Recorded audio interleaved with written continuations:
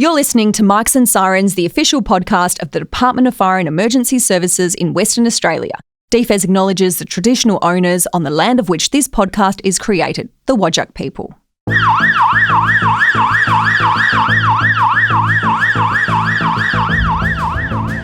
The world's changing, and how do we as an organisation change with the world and I guess attract volunteers and keep them. We call it whanaungatanga, and that's one of our key values within the organisation is translators, we're better together. We've got some really clever people doing some really awesome things. This project will give us kind of an avenue to maybe tap into some of that skills and experience and, you know, make them feel valued. This is essentially a network, a process that's for volunteers, designed by volunteers. If disaster strikes in Western Australia, there are around 26,000 volunteers to call on to protect the people in this state. They are the heart of emergency services, people with different skills, knowledge and expertise, who give up their own time to help keep communities safe. Typically, if you're a volunteer firefighter, you're called upon to fight fires. If you're a marine rescue volunteer, your job is on the water, and so on. But what if you have skills that can be used for special projects or initiatives? Our guest in this episode is Michael Tavini from New Zealand. He's a volunteer firefighter and employed by Fire and Emergency New Zealand to enhance the volunteer experience. One of the ways he's helped achieve that is through the Volunteer Voice Network, a portal that contains each volunteer's superpowers to be used for special missions. Hello, Michael. Hey, how are you? Thanks very much for being with us today, Michael. Before we talk about this project, I'd love to start with how you became involved in fire and emergency work. I think it was back in 2007 that you started volunteering. Could you tell us what led to that decision? Yeah, so I moved into a flat behind the Mangatiroto Volunteer Fire Station, and I guess a few people I knew were volunteering there, and I started hanging out with them, I guess, in a social capacity. That was, I really enjoyed that, and one day the chief said, pretty much if you want to keep coming and hanging out here for a beer, you're going to have to sign up. So I signed up, and yes, here we are still 18 years later. And what's kept you involved for the last 18 years? Probably the people, I think. I got some real good mates there, and I still get it's a bit emotional for me because, you know, I've got a few mates who I met through firefighting who aren't with us anymore. So I guess, definitely the people have kept me here and you know, doing things well with and for people within the organisation and for the communities we serve. So, I guess it's probably not the standard answer of why I joined, but that's probably quite a common answer of why people stay volunteering. Now you're the Senior Advisor of Volunteer Resilience at Fire and Emergency New Zealand. Would you be able to give us an insight into how the organisation is staffed? What's the general breakdown of career firefighters and volunteers? Yeah, so we've got around 14,000 people within Fire and Emergency, I think, and around 80% of those are our volunteers, and then the remaining 20% or so, they make up our career firefighting staff and or support staff when working out of NHQ and region headquarters. Historically then, what have been the challenges of having such a large proportion of your organisation work as volunteers? Probably not really a challenge, but it gives us a lot of opportunities to, I guess, you know, work in around how we can do things better for them. Like we've got the volunteerism strategy, you know, and how can we make things easier for volunteers. I think a big one for us, I guess, if we're talking about a challenge, is communication, like communicating with them. Predominantly we use email, but not all our firefighters access their fire and emergency email. So just working on ways that we can, you know, evolve and be better. I think, so it's more of how we can look at opportunities we have to move forward. Volunteering is a different thing in New Zealand than it was, you know, 10, 20 years ago. You know, just with the world's changing and how do we as an organisation change with the world and I guess attract volunteers and keep them. What's changed over the last decade in terms of volunteering? I think time commitments. Life's got a lot busy. There's a lot of options in the world now. If I reflect on when I grew up, as a kid you played rugby and all the girls played netball, and Dad was the firefighter. So I think the world's changed, and both parents are working. There's a lot of financial pressure of the cost of living in New Zealand, and volunteering isn't as easy as it used to be. So it's trying to find ways around that, because it's not really going to change.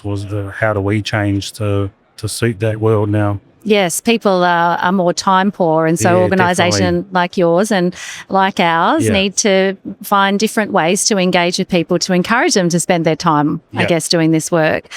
So the way you've gone about that, or one of the ways you've gone about that, is through something called the Volunteer Voice Project. Can you tell us about that? Yeah, so that's just about how we get the voice of those people, of those volunteers. We've done it in an ad hoc way. In the past, and probably even currently, as we kind of reach out to people who we know through, region or district forums or avenues, as people at NHQ, National Headquarters, will call up someone here and say, oh, do you have a volunteer who might be able to give us some input into XYZ? And, we go down that way at the moment. We also have the United Fire Brigades Association, so they're an association provides advocacy for our volunteers. So we reach out to them a lot to give us people on working groups. But, there's no real process for our teams at NHQ to access volunteers. So that's probably where the project was born, is trying to give a consistent way for our teams to, access the voice of the volunteer, because we're good at telling our teams within NHQ, hey, you guys need to get a volunteer perspective, but we haven't really nailed the how to make it easier for them. And what have you learnt about the experiences of volunteers and their work with Fire and Emergency New Zealand through talking to them? I think the big one for me is just the skills and experience they have externally to firefighting or in their volunteer brigades. And, we've got some really clever people doing some really awesome things in their day jobs. And I think this project will give us kind of an avenue to maybe tap into some of their skills and experience and, make them feel valued as part of the organisation, but also, getting some real valuable advice or input into projects from people who are part of the team, really.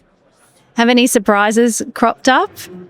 No, not really. Like I've been around for 18 years volunteering in this organisation, and I don't think anything surprised me that I didn't know since I started in this role, but I'm sure there's something coming up. Probably, I guess if one thing had surprised me in the current climate is around health and safety, and how some employers now are starting to look at what volunteers have been doing outside of work, because, it becomes a risk if you're fatigued turning up to work.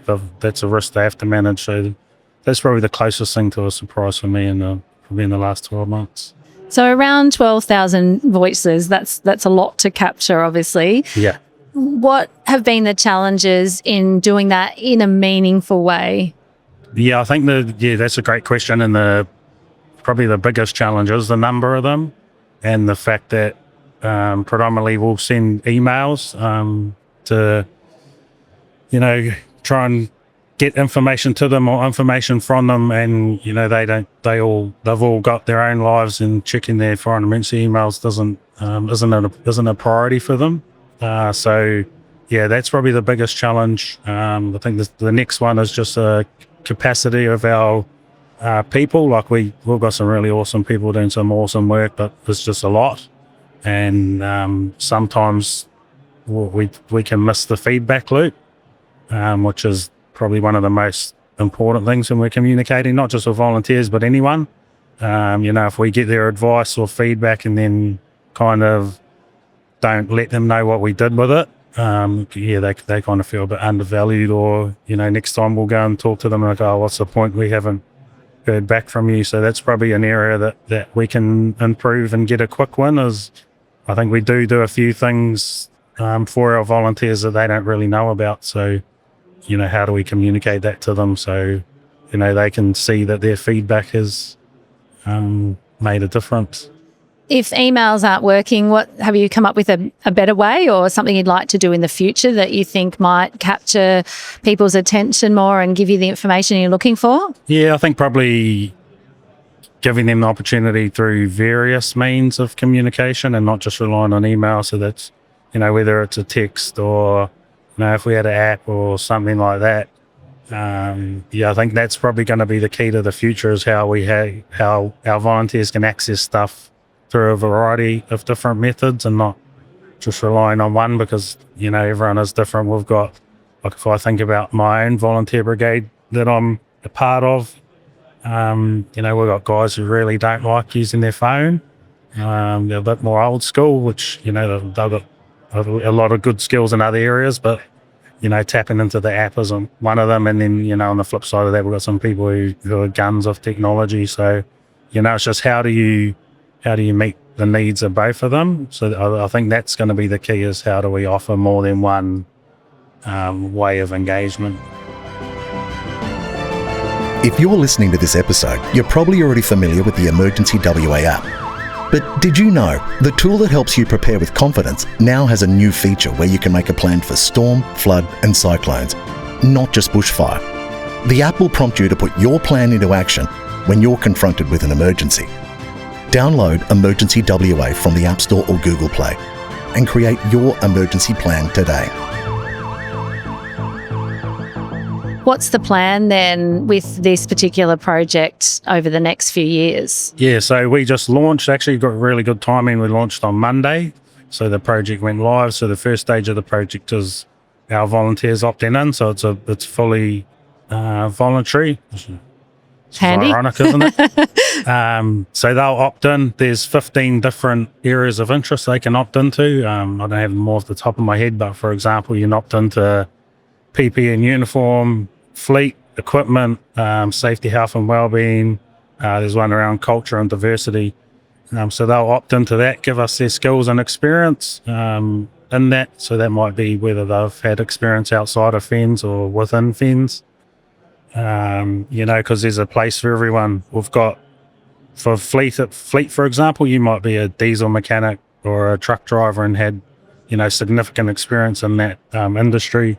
Or you may just have an interest in fleet. So, our teams at NHQ have the ability to look at those people and get the right ones for what they need. So, like, in the technical stuff, you might want the ones from the industry. But if we're looking at locker layouts and that kind of stuff, then maybe we just, we can ask everyone what they think. So that's happened. That's happened this week. Pretty cool. We've already had, we're through 2 or 3 days in, and we've had, I think around 50 or 60 people opt in already, which is really exciting for us. Then September, we'll move to teams at NHQ. So they'll sign up with a project, and then we'll give them the data they need to access the volunteers that are suitable for their projects. So that's what's happening, in the next little while, and then we'll just want to build on that for the next 2 or 3 years. We've got probably 2, 3, maybe 4 projects are already indicated they'll use the Volunteer Voice Network straight away. So yeah, that's really exciting for us as a team.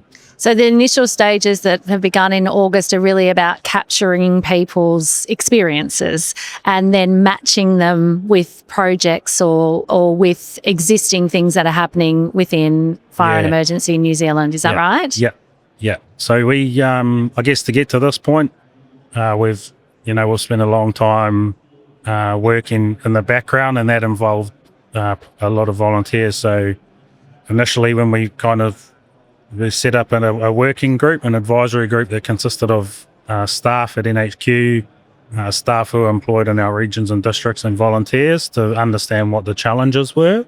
And the main one was communication. Then we had feedback loops and that kind of stuff.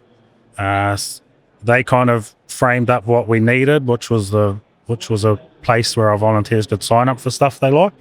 And then, from that we went to a fully volunteer advisory group, and they kind of helped us design, I guess, the process we have now. So that's probably a really exciting thing is we went to the volunteers and asked them what was going to work. So this is essentially a network, a process that's for volunteers, designed by volunteers. And what are your hopes for the program, Michael? I think just that, when decisions are made within the organisation or within projects, that volunteers have been part of the journey, I guess. And, once that filters down, I think that will help with the them and us kind of raru, which in Māori means challenge. There's often a bit of that. And I think if we can have more, visibility that volunteers have been part of the process moving forward, I think that's going to help. It's going to help volunteers feel valued. And then for the organisation, you can make some really good decisions if the people who are at the coalface are part of that decision-making process. What would you hope would happen in terms of collaboration, I guess, between, paid emergency service staffs and volunteers moving forward through this project? I think that, I guess, we call it whanaungatanga, and that's one of our key values within the organisation is, I guess, translate as we're better together. And so, that which is collaboration, and that's one of our 4 values within the organisation. So, that's just, I guess, it's not really a hope. It's just kind of what we do, and I think we do a good job now, and it's just about, evolving where we're at. It's not really saying that we're rubbish at it, we suck at it, but, we can always get better. So that's probably what this project's doing is taking something we're already doing, putting it into a process that is consistent across the country and easier to use for our volunteers and our employed staff. And how do you think it will impact, say, new volunteers? I think it's just another cool thing for them to see, like, I can opt into this when I've got time and be part of some bigger decisions that are made within the organisation and not just stay in my own volunteer brigade. Here in Western Australia, we have some 26,000 volunteers from different emergency service groups. Do you have any insight into what we might be able to learn from the Volunteer Voice project? Probably just, involving volunteers. If you can involve volunteers in decision making and just any part of the process, I think it just makes you a better team. Because if people are feeling involved, they feel valued, and everyone's happy. 26,000, that's a lot. It's a lot of people. It is a lot. We have a lot of people, a big state here to cover. In this series, Mics and Sirens, we speak to fire and emergency services experts from all around the world, and they all bring their vast depth of knowledge and a wide range of experiences. But all of our guests are like you, Michael, in that they're connected to personal drive to improve how we respond to and manage emergencies. So we like to ask some personal questions about the incidents you've been a part of.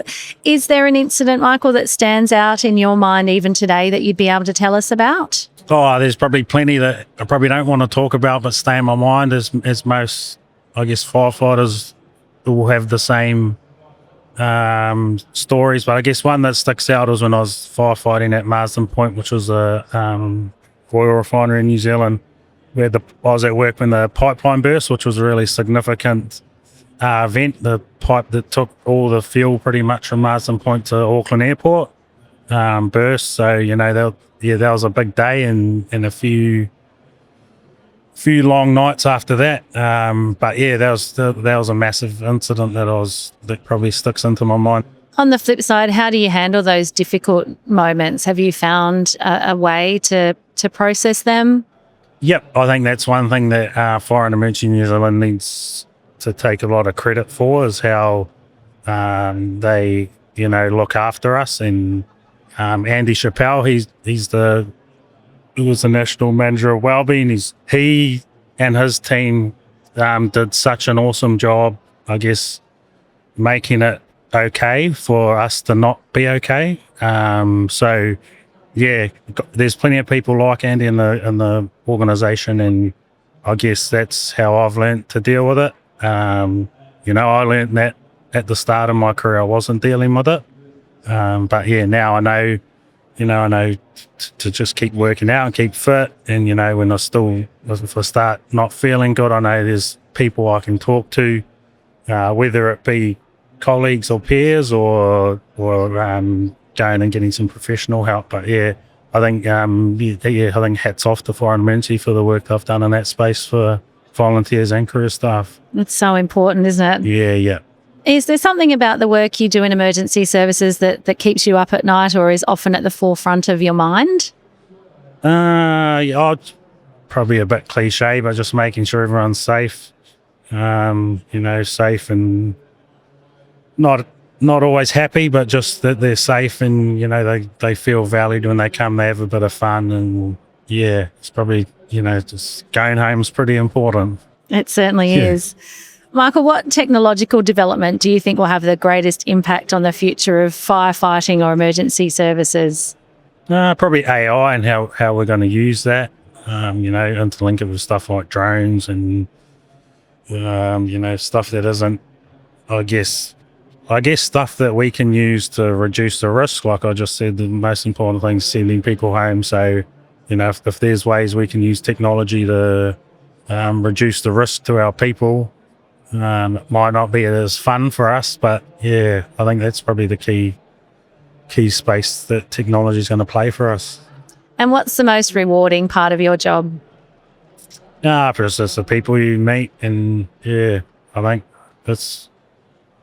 I've got some really good friends out of this industry, and yeah, I don't think you can beat it for that side of that side of what we do. I've loved hearing you use some Maori words during our conversation. Are there any you'd like to finish with? Yeah, so there's a whakatoki, which I like, and if you go to the Northland Fire District and their offices in Whangarei, there's a piece of swamp kauri on the wall and it says, I think, he aha te nui o te ao, which translates to what is the most important thing in the world, and then underneath that it says he tangata, he tangata, he tangata, which translates to it is people, it is people, it is peaceful. So the most important thing for us is our people, and yeah, I think that's probably the best thing to end with. It certainly is. It's been a delight to speak to you today. Michael Tavini, thank you so much for being on Mics and Sirens. No worries, thank you. Are you looking for fast, accurate and official information that helps you to make informed decisions to stay safe during an emergency? The Department of Fire and Emergency Services Emergency WA app lets you set up watch zones for places important to you. So, if an emergency happens in your watch zone, you'll receive alerts and warnings. The best part? It's sent direct to your mobile device.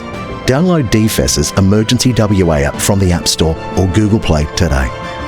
That was Michael Tavini on the untapped power of volunteer firefighters.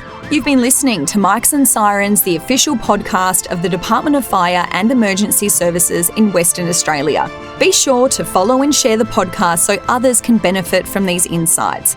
Join us next week as we close the season with Alison Donovan, WA's first female Level 3 incident controller, on supporting women to lead in emergency services.